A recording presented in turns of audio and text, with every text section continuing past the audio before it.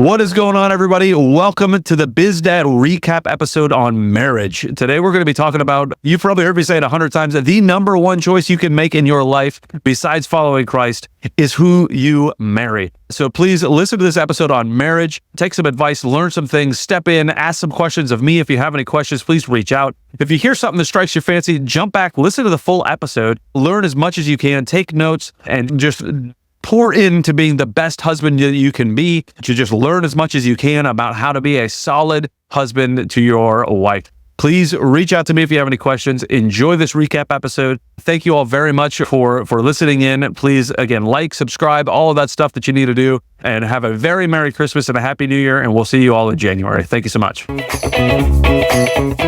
I am excited to chat with Harvey Yergin today. How are you and your wife on communication with what sort of feelings does she have on what you're saying with that deeper connection? Do you guys have conversations about that and how to build that? Yeah, we certainly do talk about that quite a bit. And she says a lot of the same stuff that we're saying and that we know to be true. And she's more gifted in that arena. She's obviously has stronger feminine energy, especially when stress is high, and I have much stronger masculine energy, especially when stress is high. Mm-hmm. And she's trying to coach me on saying sorry was a big step, but then also when I feel the want to react, to just pause and hold and create a little bit of space, at least just timing space between when something happens or is happening and when I decide to engage or react. Mm-hmm. And I've gotten a lot better. But she's a big reason why. The number one relationship you can make in your life is who you marry. That is like massive. So if she's giving you that support and helping you get to those points, that's phenomenal, right? Because my wife's the same way. If it wasn't for her, I wouldn't even be on this podcast, right? Not only because I want to be a dad if it wasn't for her, but because just my life would be so much different if it wasn't for my wife. But I am positive we'll come back to there. But I want to go into your business side of the house a little bit. How deliberate have you and your wife been on, like, hey, this is how we want to communicate with our kids. This is what we want to communicate versus what we don't want to communicate. What does that kind of look like between the two of you? Started with a shared vivid vision. No way. You used EOS stuff to figure this out? Oh, man, shut that front door. Wait. Vivid Vision, which is a Cameron Herald before EOS. We started with that exercise. Yeah. And we had a shared idea of what kind of relationship we wanted with our kids in a certain amount of time. And then luckily my wife is super smart and she can understand if we want that, then we got to start planting seeds now, because what we do now will affect that. And so it seems one-sided most of the time to me. I'm sure she would disagree, but it seems like she's approaching situations in the sort of way that fosters our vision, and if she's not the one engaging, she's coaching me on how to engage. But we talk about it often, and it hasn't always been pretty. This hasn't happened in a while, but we have a history of kids do something, I engage in the way that I'm just initially programmed to engage, which is high energy, problem solve, probably intense, super intense, and maybe crossing a line in terms of just not matching energy with the real gravity of the situation. And then she corrects me in front of the kids, which I interpret as disrespect. And then I go from level 8 to level 15. And then it just turns into a whole thing. We have worked on that a lot. In fact, we had a coach for a while for us in our relationship, and we talked about this a lot. But it was work on both sides, because it was both of our egos in that situation. Her ego was, no, the way I think this situation should be handled is the way it should be handled. And if you're not doing it that way, then you're wrong. And then my ego showed up because I interpreted what she was telling me as disrespect, which it really wasn't. It was just her being concerned for the kids in the situation. So I was bringing my own ego to the situation, so I had to figure out a way to back that down. So I forget what your question was, but how often do we talk about the way we communicate with the kids? Frequently, very frequently. And man, I want to say that I'm still a work in progress, but as I sit here and think about this, I have come so far. I have really changed the way that I communicate with the kids, even in high stress situations. No, I'm not perfect, but it just has gotten a lot better. And imagine that if you put a level of intention around something and pay attention and start to pay attention to it, and then are also okay with, you have an open heart and an open feedback loop, and you treat your partner as a partner and not an adversary, and you're helping each other and coaching each other, how you just elevate together. I'm proud of that. Yeah, I'm really. You mentioned having the vivid vision with your wife. When did that process start? When did you already have kids when you started thinking about that, or was that before you had kids? No, it was definitely after we had kids. I don't know. I want to say somewhere around 2020. Okay. There was a lot of things that kind of just happened in 2020 for us. Mm-hmm. Maybe late 2020 is when I joined Emerge, which is, I almost said junior division, but it's not the junior, it's just like the precursor to the full-fledged Go Abundance. And it's powerful, and it'll change the way that you think about yourself and about life and then what you want to do and how you do it. And that was happening for me. And I didn't include her in that. I took it as, this is me work. These are things that I want to do, and I'm going off, I'm doing these things, I'm changing this, and I don't know why you would need to know about that. Yeah, it turns out they do, and I want to, and they want to be a part of the journey. And it's not, you can think that you're just making changes that affect you, but when you're married to someone and raising people, those changes ripple. So now I know that, but through the course of that initial Emerge journey for me, and then figuring out how to include my family in it, there were some heated conversations, but then we got through it. And then I eventually slowed down a little bit, and then she met me where I was at a place that I was. And then it just became like this, okay, we're partners. She's in Go Abundance now, if that's any indication. Oh. And somewhere around that time, we said, I think it makes sense for us to talk about what the hell we want this life to look like in 5 years from now. That's phenomenal. Yeah, I did something very similar without my wife in just creating what our future was going to be. Yeah. And then I'll let her know what the future is when we get there. Yeah, what are you doing? Right. It was such an interesting thought process, because we're idiots. I'm building. Yeah, that's one way you could say it. Yeah. And this year was the first year where we literally, the two of us, sat down and created what 2024 was going to look like.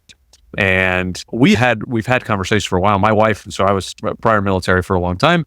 My wife is still in. She's got a year and a half left before she gets to officially retire. And I cannot wait until that's over. But it was like, oh no, she's got her thing going on. I'll just keep leading the way I think we need to lead, and I'll keep doing the things that I think I need to do. And I like selfishly ran through this whole plan of what our future was going to be. And what a mistake that was, right? Because the input that she had, there's one guy I was talking to on here. I wish I could remember his name right now, but he's part of this group called the Kinetic Man, and is another Air Force veteran like me. But he was like, look, I sat down and one of the things they have their people do is say, hey, talk to your wife and say, what are the top 10 most important things to you? And just to understand, like, no, nothing. Like, you just tell me the top 10 most important things to you, and you'll be amazed what you hear. And one of the things was his wife really enjoyed the time after the kids went to bed to be able to just sit on the couch and talk to her husband. And he was always using that time. Okay, the dishes are done, the kids are in bed, I feel good, I'm going to go knock out a few more things at work. Because I had no idea that I was completely taking away one of the top 10 things for my wife by just going and getting work done, because I thought that was what made sense in that time. And that was, I had already come to my realization on, you really should have included your wife in all of this. But it was like an awesome reminder for me to just say, hey, what is it that is important to my wife? What is it that she has going on that I'm not thinking about? And how can I make sure that it's implemented into our future? That was, to me, super encouraging. And that was, I included that in our 2024 plan. What are the top 10 most important things for you this year? Where do you want to go? And what do you want to do? And she was even like, she was doing the same thing on her side. She was like, oh, if I make colonel, then we could, like, that gives us more security for this, and I can do more of this. And I was over there going, absolutely no. I don't want you to make another rank. That means we got to stay in longer. We're going to have to move again. And all that. Like, boy, what happens when we talk? What do you know? We can get on the same page and travel in the same direction together. Yeah, interesting. Yeah, isn't that interesting? Yeah. What a crazy concept. Yeah. And this is common. We're not the only two dudes who have been in this situation. Another common situation is to hear, I'd love to do a vivid vision with my wife, but she doesn't care about that sort of thing. She doesn't know. She doesn't think down the line, etc. And somebody else gave the advice, just ask them what an ideal day looks like, because most of the time, women just happen to stay in the day to day. But if you ask them what an ideal day looks like, you'll get some insight as to what's important to them and then what the journey may need to look like to get to that ideal day. So I thought that was pretty good. Yeah. I like that a lot. Yeah. If I bring the book Vivid Vision to my wife and say, hey, I want you to read this, and next week what we're going to do is we're going to sit down and we're going to chat. Well, that's not going to happen. Probably not. No, probably not. It is just not going to happen. She's got enough stuff going on doing her 13-hour day work days plus an hour drive each direction. I don't think she's really stoked about doing Vivid Vision and sitting around and all that. But having that, tell me what a perfect day looks like. And that was something we talked about as far as what do you want to do when you retire? What does retirement look like to you? Yeah. And she's finally starting to figure that out. And what is that? I don't know. What does that look like? And how do we do that? If you were to facilitate a conversation like that, let's say somebody's listening and they would love to have that conversation. How would you facilitate that conversation between the husband and the wife besides just, hey, tell me what a good day to you looks like? And this is with a husband and wife just trying to figure out what the future might look like. Yep. Yeah. I would definitely, in my tool bag would be that question. What does an ideal day look like?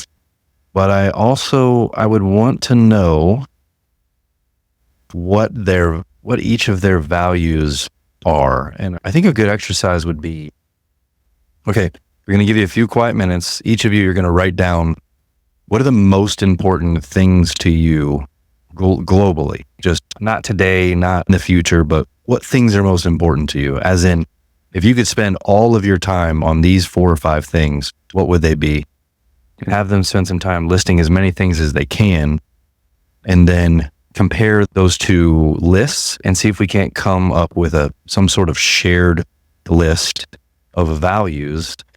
And values, really, I'm talking about criteria of ways to say yes or no to things. And then from there, let's say that their list looks like our kids, our extended family, adventure and travel, and genuine contribution to our community, something like that. Yeah. I think from that list, you can really start to shape, how much of our time are we going to spend on this? And what does that look like? And how much of our money do we want to put towards this? And what does that look like? Or what, if we want to spend 90% of our time traveling and being on adventures together, what needs to happen between now and then to make that a reality? I think a lot of times as individuals and as couples, we get in a trap of creating goals without knowing our values or criteria. This is an Aaron Belke thing, who's also a former coach of mine. And in GoBundance, we make these one sheets and we're listing all these goals. There's 9 categories or whatever it is, 8 categories. Yep. And there's a lot of pressure to make sure you have something in every one of those buckets. And oftentimes you wind up with 20 goals or something like that. And you haven't filtered them through anything. Some of them just wind up being meaningless. And it's oftentimes because you don't know your criteria.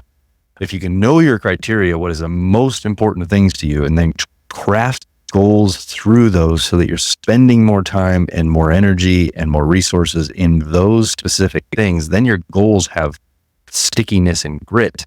They're more likely to get accomplished. And by the way, your life is going to be more fulfilling because you're spending your resources towards those most important things. What is going on, everybody? Welcome to the BizDad podcast. Thank you so very much for coming in to listen. And I'm really excited to have Daniel Ramsey on the podcast today. Tell me about your family. You said you're married. I know you have 3 kids. Tell me about the makeup of your family there. Yeah, so I met my wife playing soccer. From a physical activity perspective, I'm a high school wrestling coach. And so I coach a wrestling team. But as an adult, I had a friend who said, hey, why don't you come try soccer? I was like, I don't know how to play soccer. She said, it's okay. Come try play soccer. So I got the opportunity to meet my wife. She was super fun and beautiful, and she was on the team with me. And I sneakily started a team chat in order to get her information. And then I was like, hey, has this team ever done a end of year party? And they're like, no, we haven't. I'm like, my house, end of year, I want to hang out with Whitney. And so she came over with the intention of hanging out with me, and I had no idea. And she just stayed. And when everybody else left, it was like, do you need help cleaning up? I'm like, yes, I'll marry you. You're my wife. That's how we met. So I want to ask about your wife. One of the things that I like to often say, and I'm thankful that I scored the jackpot on it, is like the most important decision you can make in your life is who you marry. And it sounds like you and your wife both were chasing after each other unknowingly. So what kind of conversations did you guys have as far as like alignment in these thought processes before you had kids and even before you got married? Like, how did those conversations go to make sure that you guys were in alignment on some of these things? Or maybe you didn't, and then that turned into a problem later. I wish I could say that we were like dreaming together and we had this huge master plan, because it just didn't have that. What I did know is, hey, this is my soulmate for the rest of my life. I knew she was the one. I wanted to marry her. I remember 60 days in, she and I were dating, and she made some mistake, and she's, I understand if you don't want to see me again. And in my head, I'm like, I'm going to punish you for this, but silly, we're getting married. And so I knew pretty immediately she was the one. And now I know that's how it goes. Like, you meet somebody and pretty quickly, once you get to know them, that they're the one. But I chose somebody that had a similar set of values. I liked her family, liked how she wanted to travel and wanted to live life. Something that we did that's very intentional and very different is that we spent 6 months in Peru, in South America, and traveling around and sightseeing before we had kids. So in 2010, we took a 6-month, not vacation, because I still worked. I worked 4 hours a day, every single day remotely, but we did that intentionally to see, hey, can we spend 6 months together, day in, day out? What was that? Like, it was a bit of a prep to have a family. It was a bit of a reset in our relationship. We'd only been married a year at this point, and there's a honeymoon phase when you first get married. And so we dove right in. Like, we were together for 6 months straight, 24/7, without any friends, anybody. Like, we were in another country. We learned Spanish. We didn't speak the language. So that was our prep for having kids, was really that long trip of connection and like time together. And I think if you can travel like that with your spouse, you get a solid relationship. You're relying on them for everything: friendship, companionship, love, all those things. So we got out of that trip, and then we waited a year, and then our daughter came a year later, our first daughter in 2013. And then what we've done so far is we've got very clear vision for our family. We've got core values that are articulated on the wall. We talk about those core values. We have family story and traditions, holidays. We have a structure around planning and calendaring, and we have relationship night. So we do a Friday night date night. That's part of our family's, rhythm, I would say. And we're both super, super focused on creating that kind of culture or emotion of fun and play for our house. And yeah, she and I are really aligned around that stuff. Were you already in business when you guys got together? Yes. Okay. When did you start like running your own businesses and doing that type of thing? Started in 2003, prepping and doing the MVP of our world. So I literally 20 years in to owning my own business and learning through all the crazy of that. What did your wife do before you guys got married? Funny story. She's a teacher, and I was at a GoBundance event in Tahoe, and I picked out 8 people to come to this dinner, and took them to a great hotel restaurant on the Truckee River. And I was like, hey, just out of curiosity, tell me about your husband and wife, and what's the relationship look like? What does she do? What do you do? And so we just went around the table, and it was like entrepreneur, teacher, entrepreneur, nurse, entrepreneur.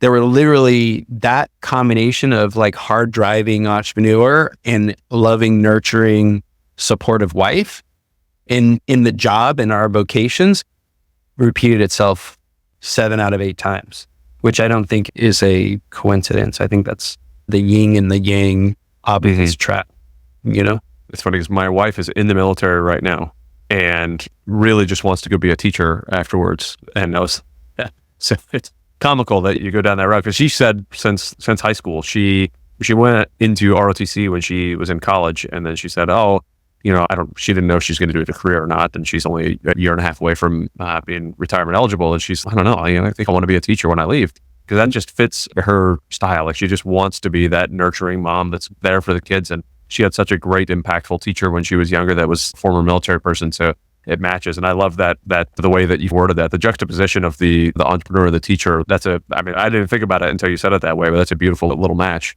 However, I'd say that, and this could be just my own biases, so help me work through it. The teachers that I remember were never like that growth mindset, that vision cast, like that type of mindset. Was she always that way? Is it like, were her counterparts in teaching that way? Or was that something that kind of you rubbed off on her on that? No, my wife is a true nurturer to our children. To me, like, one of the most beautiful things about her is that if you screw up, she will let you off the hook. She will help you feel better about your screw up, even when it impacts her, which is great. She's like the ultimate nurturer, which means she chose me. And in choosing me, I was pretty damn clear about it. Like, I was like, look, this is how I want to live my life. This is what I'm focused on. I hope you're okay with that. And she's been great around that. But there are moments I've like almost gone bankrupt 4 times. I joke with her father-in-law, or my father-in-law, like her dad, hey, I might need to move into your home one day. I could lose it all, or I could be in jail. I don't know. Like, we're taking risk and doing things all the time. I don't want to sound flippant about it. There has been 4 times in my career where I put it all into one bucket, all into it, one risky thing, all into, I'm holding on by a simple thread in order to make everything work. And she chose that. And so she's had to give up a lot of her natural tendencies and just trust me. And thank goodness she has, because it's all worked out. But there's some tense moments. I remember there's one moment when she has this family stock, like her grandfather passed down to her from a wealthy family, by the way. So her family, they have culture. They have all of the kids, every single one of them, her generation went to college, every single one of them. And there's 20 of them. And so they have some of those billion-dollar family kind of habits and cultural stuff. Her grandfather worked for a regional bank, and he was their CFO. And because of that, he knew the strength of that company and was able to purchase stock in that company. And as a gift to all the kids in their family, gave them stock their whole life. That was his gift to them.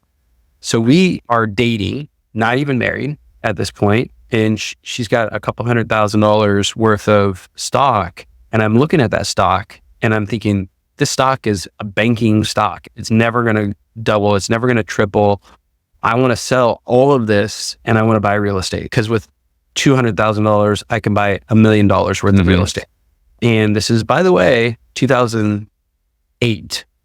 And when the sky is falling, the world is crashing. Everybody who's in real estate is getting out of real estate. Everybody's losing their shirts. And I was like, hey, Whitney, I want to sell your stock. We're not married. We're dating. And she's okay. Let's go. And that's some trust. And she has really been a huge supporter to me in this dad, business, family kind of component. Who does that? Confirming my statement that one of the best decisions you can make and the best relationships you can have is who you marry. So seems like you did a good job there on that one. So well done. Welcome to the BizDad podcast. I am super excited to talk to Eric Beach today. For me, the most important relationship besides one with God, the most important relationship one can have is the one with their spouse. And you said at the very beginning, lighthouse and the light, I've got it written down. Lighthouse and the lamplighter. Yes. I want you to talk to us about the relationship you have with your wife, what that lamplighter and lighthouse thing is, and then I'll stop there and I'll continue to ask questions after. Yeah, it's quite the story. I would say one of the best stories I've ever written, because I like to think of life that way. And meeting her, I touched on the moment. Okay, a lot of people say they don't know when they fell in love with their spouse. If I ask my wife, she says it's because, or not that she doesn't know when she fell in love with me, but she knew when she liked me and would say yes to a date. And that's when I showed her my rap album from high school. Ooh. If that doesn't, yes, that's a whole different rabbit we can Solid. chase Yeah. down. Yeah. So that's when she knew she liked me, but she doesn't know when she fell in love with me. But a lot of people say they can, and I can. It was called John's Day because my brother-in-law now, he's Latvian. So they have this celebration called John's Day, and we're at the party and someone throws the fireworks into the fire. I didn't know it. I jump off the picnic table, embarrassed. I run around the house feeling all the emotions of PTSD, and I'm crying. Not proud of myself, but I'm crying and embarrassed. Like I just ruined it with this girl who I'm really starting to fall for. And then all of a sudden, you would think I'd freak out about this, but she hugged me from behind and just held me really tightly.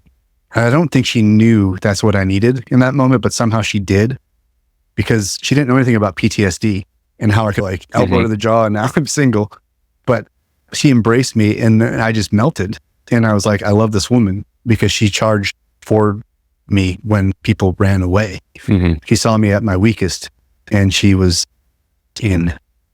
And I knew at that point that I was going to fight for her.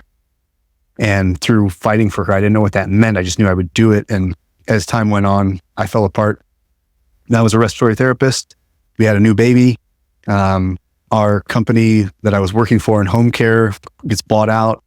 And then I apply for a new job and I get that because that store is closing, the writing's on the wall. So I get out before that happens. And then I'm working this job and I get fired essentially because I have a mental breakdown.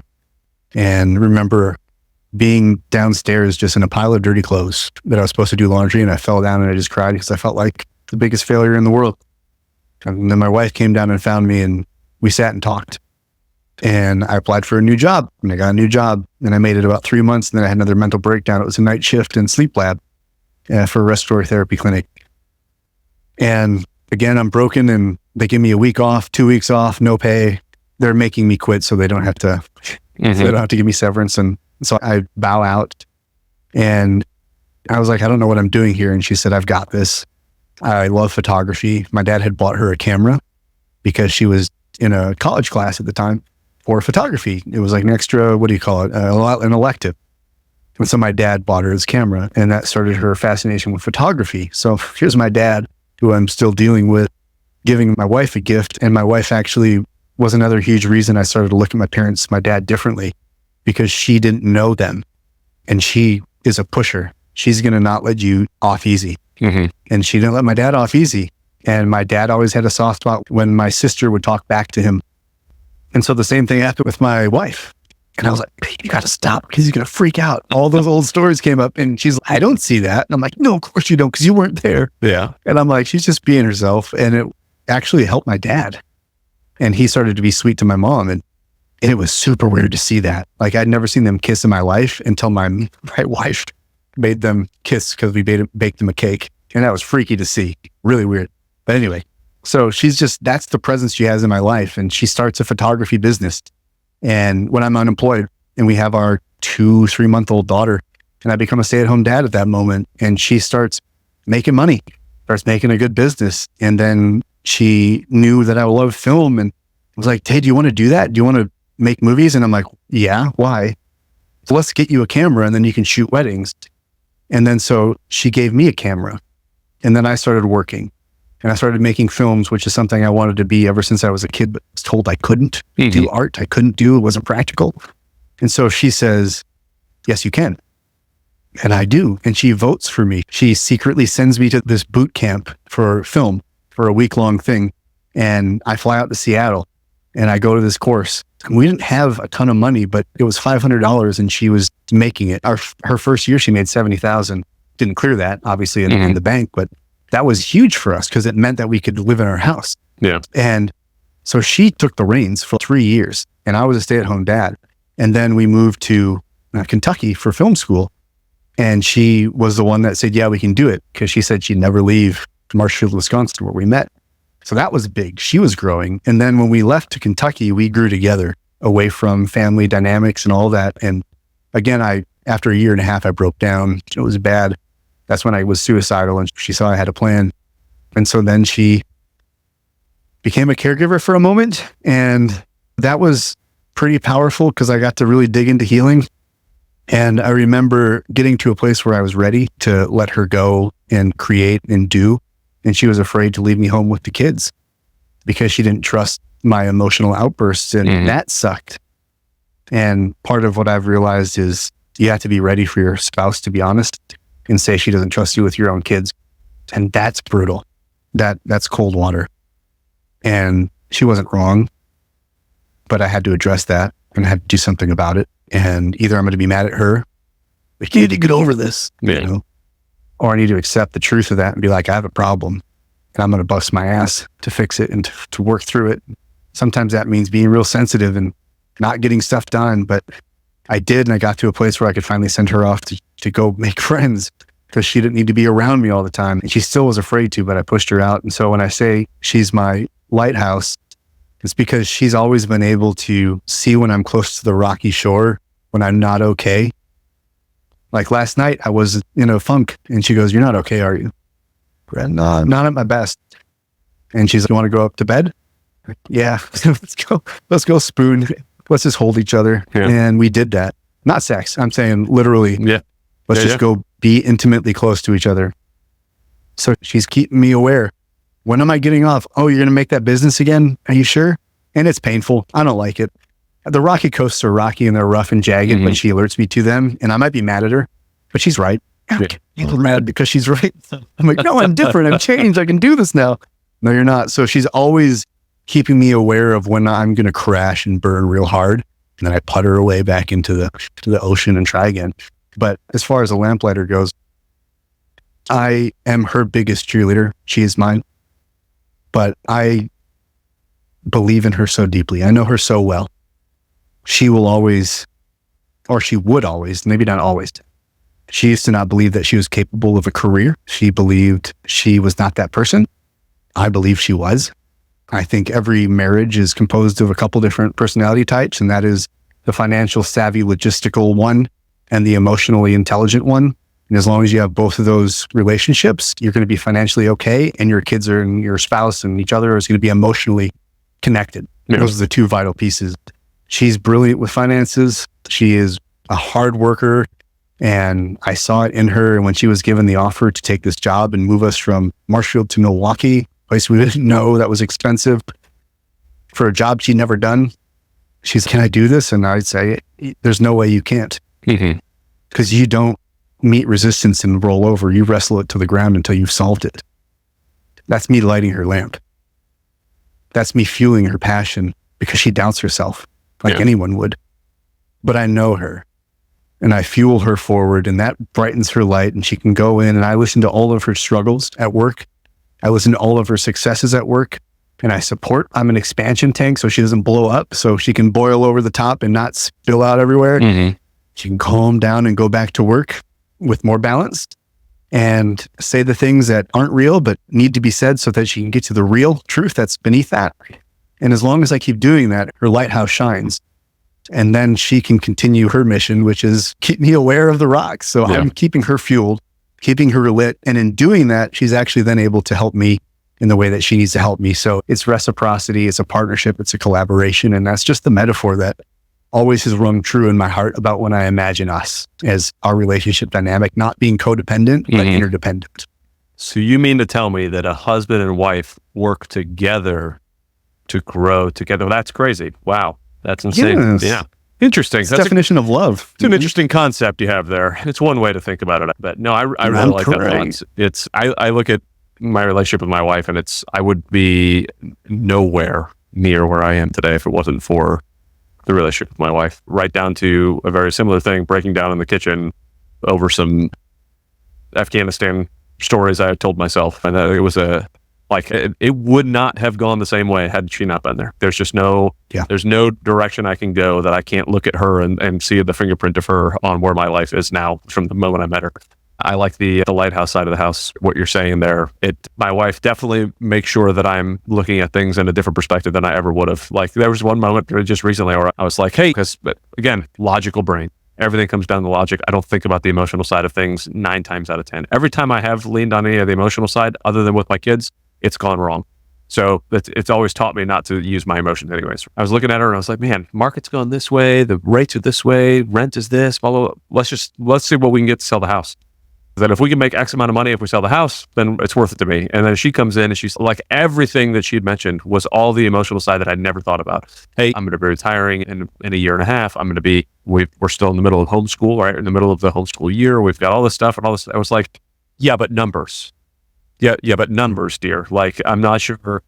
Dagnabbit, you make a lot of sense. Like, we balance each other out so well, and it's such a good time to be able to. That's one of the many reasons I say that's the second best relationship you can pick in your entire life. One is your relationship with Jesus, and the other one is your relationship with your spouse, because those two are the only thing that keep me out of a world of trouble that I would be in myself. My wife and I still have mucho conflict. We have fights and we have arguments, and it's not, even with the lighthouse, if you look at a lighthouse, it'll blind you if you're close. Oh, yeah. And that hurts. And so we get a little bit sideways sometimes, but we never get so sideways because we have boundaries we won't cross. Mm-hmm. And I've also partly established that because she wants to hammer it out. She wants to figure it out right now. But I got to a place where I said, we have to stop because everything I say is not true and hurtful. So it's a defensive response. And I don't want to say those things to you. So I need a minute. And then she would give me time to go away. I'd watch a YouTube video, Netflix, whatever, think about it, figure out why I'm feeling the way I am. And then I'd come back, and her request is, you can go as long as you promise we'll talk about it. Yeah. I said, I promise. So that's what we do. And we've gone to bed angry. We've done all that.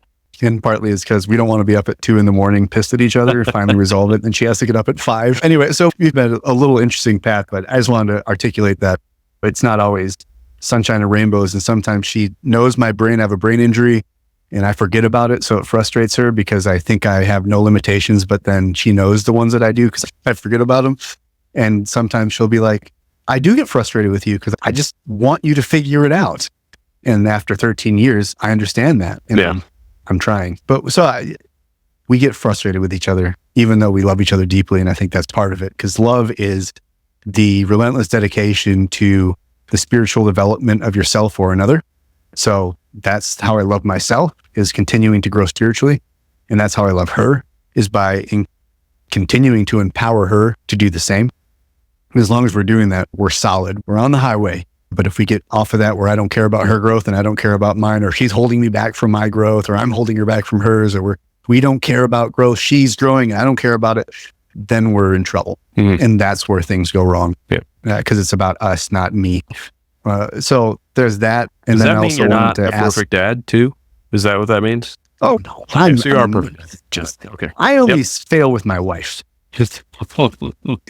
Yeah, my kids will probably happily tell you that I'm not perfect and that I'm annoying in many ways, because sometimes your kids don't want to hear, what did you do to instigate this fight? Yeah. And I get it wrong too. Sometimes I get it wrong or mishear things. And as long as we come back to and solve it, we'll be all right. Yeah. But yeah, I embarrass myself plenty, and not in fun ways. But who doesn't? What is going on, everybody? Welcome to the BizDad podcast. Today, I am excited to talk to Carlos Rovira. Really looking forward to this conversation. I was a very paycheck to paycheck guy for a long time. I had no idea, to your point, never learned about a mortgage. A bank, again, was just a place that you put your money so that when I wrote a check, they knew where to pull the money from. That's it. I didn't know anything. You didn't know what a savings account was. Remember that story? I did not know what a savings account was, yes. So marrying Raquel, she's being, again, her mom being Cuban, her grandma being Cuban, massive influence on her and the way she thinks, the two of those ladies. So saved every bit of her money. She would be making an extra like $150 a day in per diem in like Colombia when she was down in Bogota. And she would still be making peanut butter and jelly sandwiches in her hotel room. She's at the JW Marriott on the 15th floor of the JW in Bogota, making peanut butter and jelly because she didn't want to go and spend any of the money somewhere else. And so when we got married, it was like such a stark difference between how we looked at money and what was our thought process behind it. And it sounded like you had a little bit of that. It still do. Some of that conservatism in the way you're handling your finances. I'm trying to get better at that as years go on. I've gotten a lot better at it, understanding the power of saving money and investing money, obviously. What was it like for you and your wife? What kind of conversations did you guys have around money before you got married, and then as you guys have grown up and in building businesses together? Thankfully, my wife is a bigger cheapskate than I am. Good. She grew up also in a Cuban household, very much conservative with money. So we've always, thank God, we've always been on the same page with regard to finance. It's not the quintessential, oh, my wife spends all my money thing, right? She spends less money than I do. So I don't think we ever had any issues. We always were on the same page. And once we had the duplex and we realized the power of the income, the passive income, we were very committed. I remember we had the spreadsheet where we would put all of our income and then every single bill we paid, and then whatever was left over, we would transfer that out of our checking account and put it into a savings account, which was going to be used to buy real estate. And we would leave 1 cent in the checking account every month. And then our paychecks would hit again. And then we'd pay our bill. That was like this never ending saving cycle. So we've always been very good at that. I actually would like to try to get that scarcity mindset out of me a little bit, because I remember the other day I was taking a shower and I went like this to get the soap, the shampoo, and it was running out. And I got like this anxiety that the soap was running out, and I didn't want to grab there was another one in the cabinet. I didn't want to grab, I didn't want to waste the new one. I kept squeezing to get every last molecule of shampoo out of that bottle to not waste it. That was just like an innate thing that happened in me. And I remember feeling anxious over it. I'm like, what is this? Just throw away the damn bottle and grab another. So little things like that are still ingrained in my mind, to not waste, to not create waste, and to use up every little bit of whatever you had before you spend money again. Still have that. And my wife is worse than me on that. I remember one time our vacuum broke and we had to buy a new vacuum. The house needed to be vacuumed. And it was going to be $300 to buy a vacuum. And she was texting me, oh, it's going to be $300. Should I buy it? I'm like, what? Why are you asking permission to buy a vacuum? We need the vacuum. Just buy it. Yes. Have money. So it was the second guessing of buying something you need, right? Yeah. So we're trying to get a little bit better at it without it becoming out of hand, or we're just spending everything. My wife does that same thing. She'll send me a message do you mind if I pay for lunch today with one of my coworkers? I'm like, it's $20. Go pay. Yeah. It's okay. But at the same point, I have still once in a while go off the other end, is I'll pay for a family of 10. We're all out and I'm like, I'm just going to pay for everybody. And it's okay. You don't always have to do that either, right?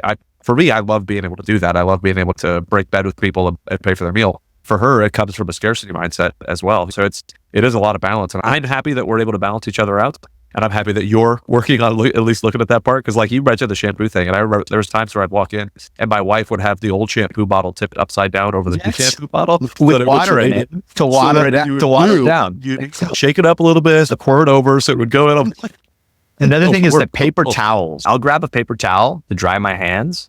And then I'll go and clean the counter with it. And wipe a little bit of the floor to make sure before I throw it away, to make sure I've used it enough. And I remember my grandparents my grandparents, I remember, used to hang the wet paper towel to dry so that it could be reused. I always remember there was paper towels hanging on their sink to dry. And that's where I got that from, so that they wouldn't have to keep wasting paper towels. Yeah, that's funny. It really does. It's one of the reasons, and I told you before we started, it's one of the reasons I like to ask about your dad or your dad's dad, because it really helps us understand where we get our frame of reference, where our wireframe for how we live our life comes from. And some of the silly things that we do, if we can realize where they come from, why we're doing what we're doing, that's a start of being able to change it. Yeah. Or maybe we don't want to change it. Maybe it's still, no, I really love this part of why I'm doing what I'm doing, and I want to feed into that. And sometimes it's, no, I really want to run away from that. I wanted to run away from living paycheck to paycheck because I saw that there was another way until somebody changed my thought process, until I got married. And I was like, boy, I didn't know there was another way to live this life. I just thought this is what you did. Because again, the same as you, I was told, hey, if you go to the military, you get paid every 2 weeks. You get a good retirement after 20 years, 25 years, however long you want to stay in. You have good health insurance. And then you can go get a second job at the government and you'll get a second retirement by the time you're 60. And then you can live off both retirements. You're fine.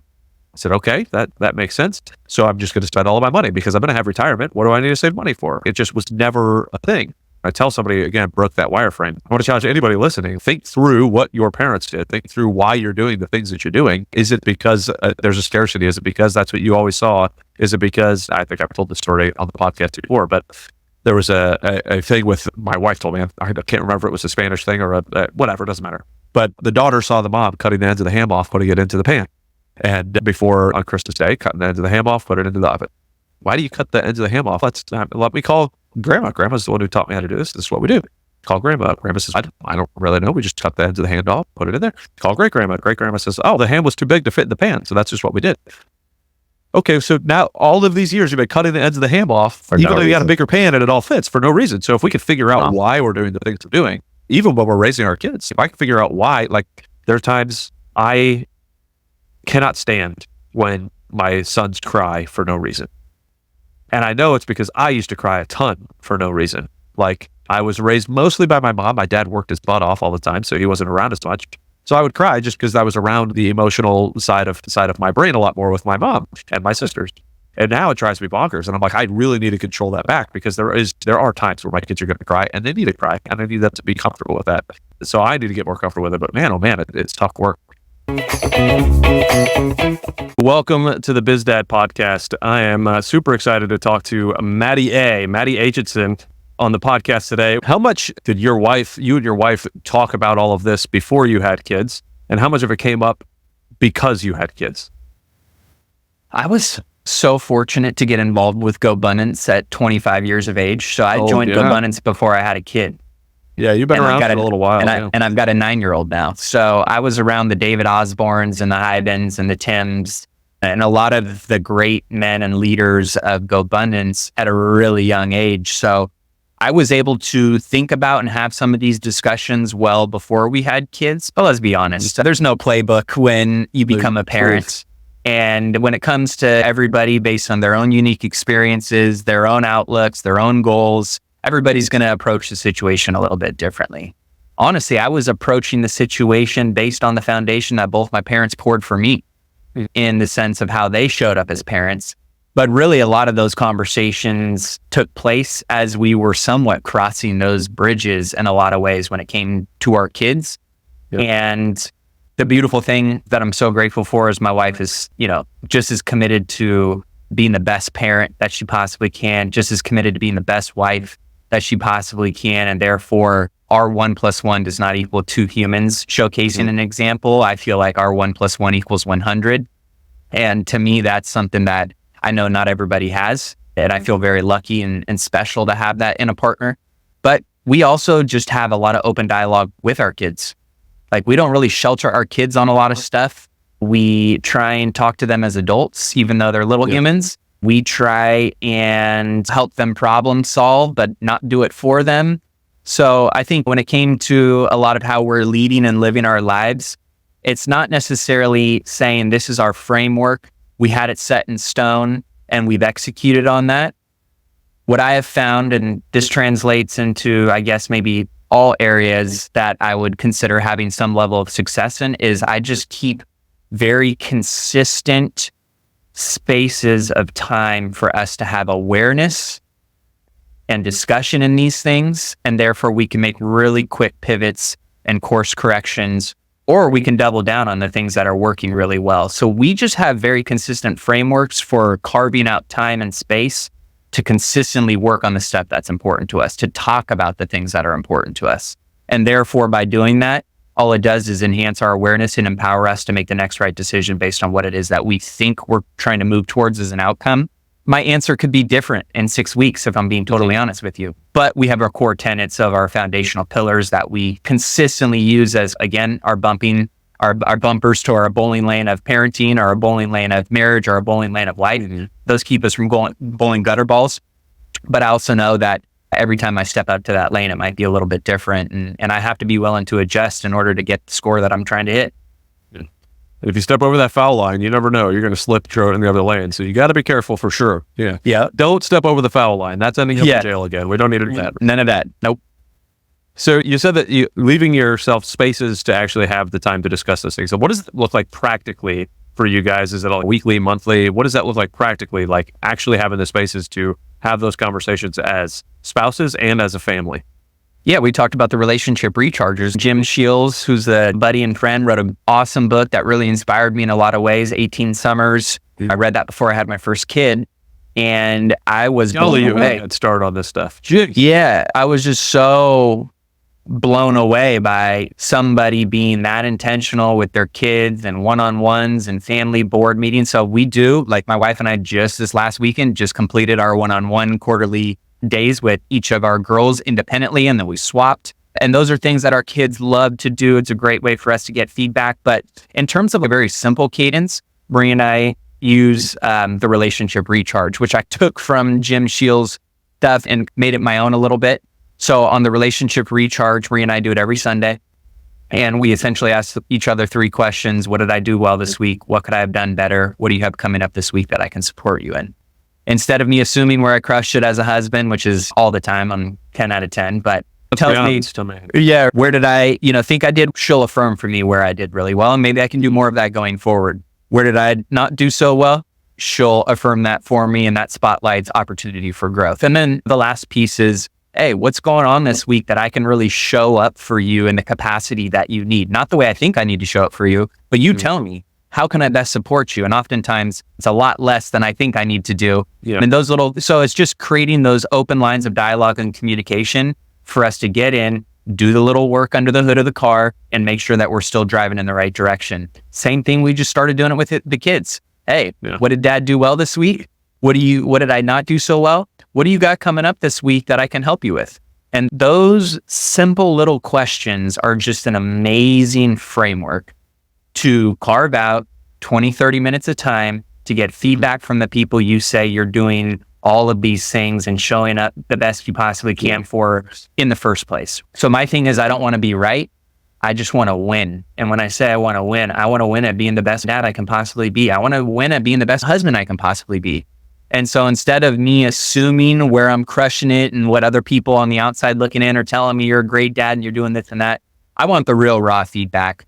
And I'm somebody I consider myself having, I call it rhino skin. I think I have thick skin. I don't get my feelings hurt because at the end of the day, all I care about is winning. And so if you tell me something that I can check my ego at the door and say, you know what, you're right, and that gets me that much closer to winning in that capacity with you, I want to hear every inch of feedback that you have to give me. And so I just constantly look for those spots to get that feedback in my marriage, with my kids, I do it with my employees, I do it in my business, and I do it with myself too. And I think those are important things that if we can carve out spaces to consistently find truth and honesty in the areas that matter most to us, we can continue to course correct, reassemble, pivot, adapt, tweak, adjust, whatever it is that you need to do to optimize yourself, the relationship, the business opportunity, whatever it may be, to get that best outcome. My wife does not, if she wanted to be engaged, I would let her be as involved in the business as she wanted to be. Mm-hmm. She has zero desire. It's not it's not her natural personality profile. And honestly, my wife has found her lane of where she truly does have a superpower, which is a writer. In that capacity, obviously, before any big decisions are made, I let her know. But my wife she's been with me when I didn't have a pot to piss in, and she's been with me when we have done pretty well for ourselves. I've built up and earned that trust over time, and she knows what kind of I call it our swan effect, our swan number is. Sleep. What is the number that we need to have stocked away for her to sleep at night? Yeah. We've got those contingency safety nets baked into a lot of our stuff, so that way anything above and beyond that, or any of the decisions that I'm making, obviously I operate with integrity, ethically. I'm not going to put myself or our family in risk losing anything and everything. So from that perspective, she's really disengaged on that front. It's more so of her showing up for me emotionally and physically that I think continues to keep our marriage and the necessary discussions on how to best serve one another in the respective lanes that we're driving in every day.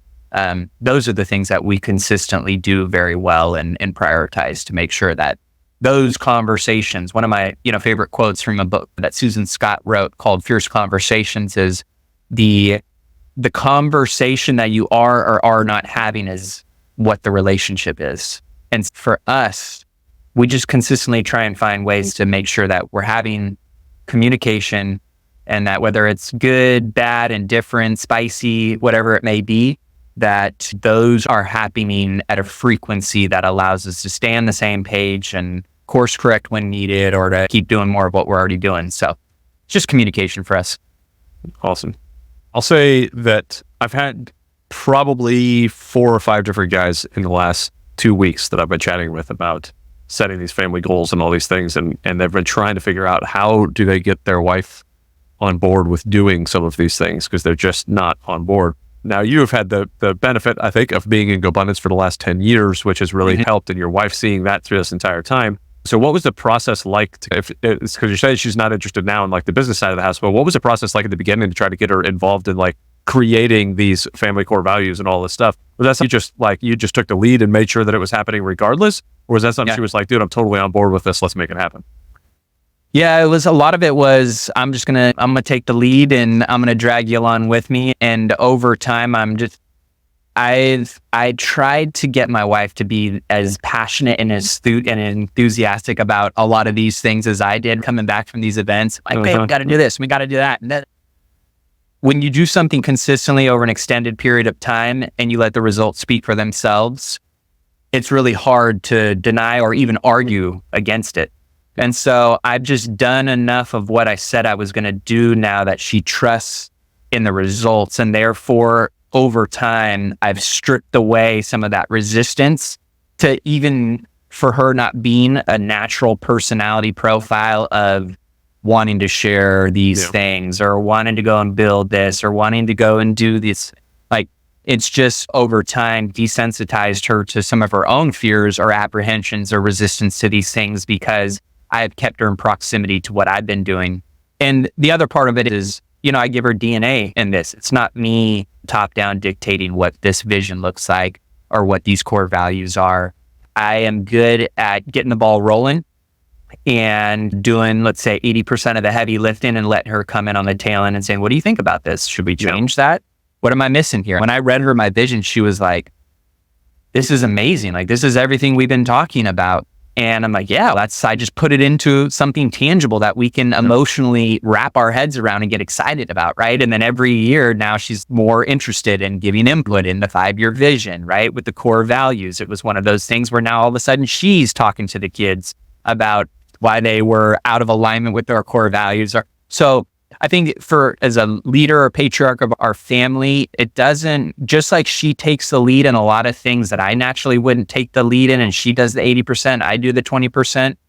I think it's important for us to lean in and lead from the front and where you feel called to lead. And I felt called to lead in a lot of these areas, and therefore I didn't need anybody's permission to go and lead and to do that work. And if she wanted to be involved in it, great. If she didn't, I was still going to find a way to incorporate these in a healthy and respectful way. And again, because we have this aligned vision and aligned values, and I've learned a lot of these things about my wife over time, I knew that by me doing these things, I wasn't going to meet an insane amount of resistance. But man, I can tell you this much. When you hear that quote of love one woman, be with one woman, that's one of the things that makes for the most successful, happy, fulfilled people on planet Earth. I totally agree with that. And I've seen a lot of people that are constantly, I always think about like when economists say, don't fight the Fed, I'm like, don't fight your wife, because that is a really hard battle to win in the long term. And for a long time, I was fighting against my wife's apprehension to buy into all the things that I was doing. And I was trying to change her, and I was trying to manipulate her to believing and seeing all the things that I believed and saw.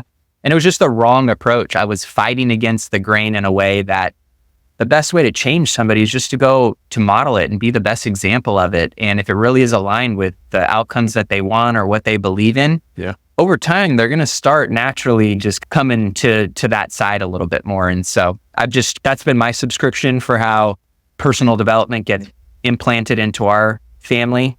And because it is now my brand and what I eat, sleep, breathe, and how I live my life, in proximity to that person, she's also become more of that herself, even though that wasn't naturally her way of going about things. So I really feel for the people whose partners, whose spouses aren't either open or engaged in that kind of stuff. But the worst thing you can do is try and force them to change. The best thing you can do is go out and just lead from the front and showcase what the things you're trying to get that person to do can do by you being the best case study and scenario of what that actually looks like when implemented at the highest level. I'm excited to talk to another real estate guy, a dad who loves travel. Chase Calhoun, looking forward to getting to know you a little bit more. So tell me, what does Brenda do? What does your wife do? Does she stay at home or does she have a job as well? Right now, she's stay-at-home mom. She's in the past, she was a personal trainer, and so she's still occasionally will train a couple clients here and there, but it's very part-time and very flexible. So Awesome. My wife retires, I think I was telling you before the recording started, but she should be done working hopefully end of this year, beginning of next year before she retires. And I cannot wait for her to be a stay-at-home mom. I absolutely love it. What does your wife think about what you're doing, and like how much involvement do you bring her in on the business itself, as far as what sort of maybe investments you should be doing or what sort of projects you're working on? How much involvement does she have in those types of conversations? yeah, it's awesome that your wife's getting ready to retire. You'll enjoy that. Yes. So as far as my wife and the business stuff, we've tried to be, I guess, at least a little bit cautious of not wanting to have, and I think like people look at this both ways. Like some people are very much like, you're an entrepreneur and you and your wife are business partners. So that's never going to work. And then the flip side is you couldn't be business partners because that's your wife. And so we've kept it a little bit more separate. And then when there's situations where maybe it's something that she is interested in, they'll pour into that a little bit more. One thing that's been very cool for me to see and pour into a little bit is she was interested in Airbnbs. So I know, and I don't know if you were doing Airbnbs or not, but I know a lot of guys are. I personally have zero interest in Airbnbs and the customer service and stuff involved with that. I could be very patient with Nico and my family and stuff, but getting asked a million stupid questions by somebody that's renting an apartment, if it's not something that I enjoy doing. Yeah. But like Brenda had some interest in doing that because we have the business with rentals and everything. It was easy for me to say, let's try it and see how it goes and just be supportive. So even though we have a real estate investment company, the construction company, she's not necessarily involved with those. She's doing all the Airbnbs, and so we've been able to like work together a little bit on that. So it's been fun, I guess, for me and get her involved and then get her exposed. She knew, and she's been very supportive of what I do. I think she like fully understood the whole like power of like real estate investing, financial freedom and stuff until she started doing some of the Airbnbs. And we don't do huge vacation rentals. We just do really small. It's like units we already have, and they're more like midterm or people traveling for work and stuff. But just getting a couple of those and her kind of stepping back, because for a while she had a job as like a corporate accountant at a gym, and realizing that just a couple of these Airbnbs and she was making more money than he was making working 40 hours a week stuck in an office. And that's been really cool to see her and help her with that. But it's very much like let me know if you want more. We turn this up a lot, or if you're doing just a couple of them, I'm also good with just doing a couple of them. It's just wherever interests you, wherever you think you have the bandwidth for. And so she enjoys it, and it's been a cool experience. Awesome. Is she more of like the systems type of person in doing all of that, or more of the person-to-person type of characteristics? What does she more lean into on that? I think she's definitely enjoys and really good at the person-to-person. So she does a great job with getting the questions about the restaurant, or just the million questions that she'll get, just responding to those, taking the time, being thoughtful with the responses, customer service based. She does a decent job of the system side a little bit as well, but definitely the customer service is her strength in those. Love it. Yeah. Finding something, because my wife is very interested in wanting to do some stuff with the business that still allows her to be a mom, which she hasn't really had the opportunity to do much. So she really just wants to be a mom. So if we could figure out what it is that works in her niche to help her just enjoy being a mom while still jumping in the business, that's something that we're just trying to work through. I appreciate the insight on how you guys work that through.